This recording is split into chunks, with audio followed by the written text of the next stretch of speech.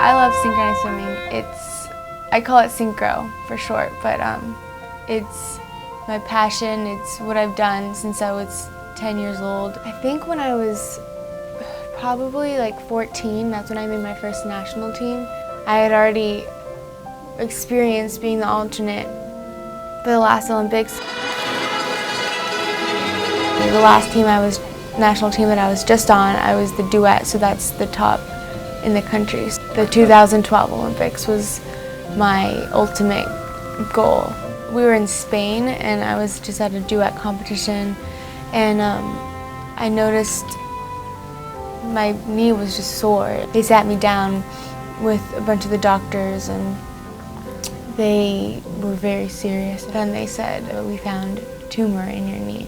It was really, really hard moment, but I remember thinking like, not really even like worrying about synchro at that point. It was more just like my life.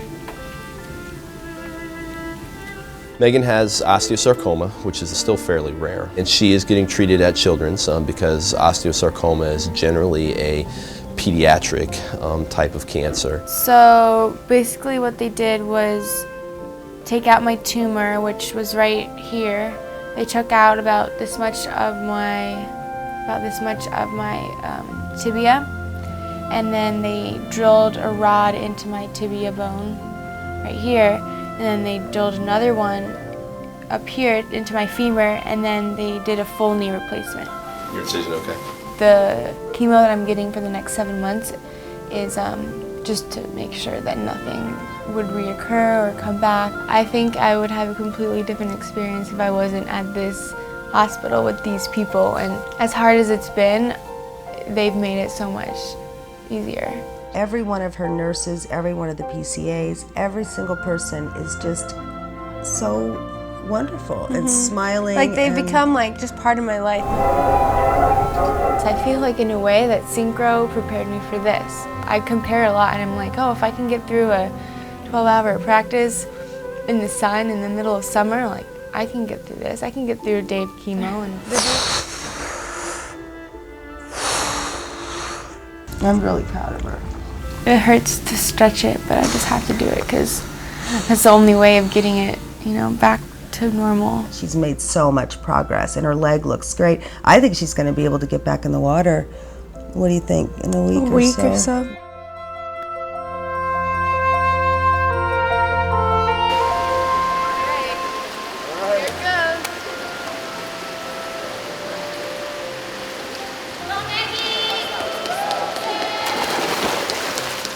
It felt amazing. When I got in the water and I started swimming my laps, the whole team just kind of swam over to me and just tackled me in this big team hug. And there was like 10 girls just surrounding me and just holding me up in the water, and it was a pretty amazing feeling. When I look down at my leg, it's just a reminder of everything that I went through. Honestly, it's a very different looking leg from what I'm used to, but it's just a reminder of all the obstacles I had to overcome and all the ups and downs throughout this past year, that, the lowest lows I've been in and some of the highest highs.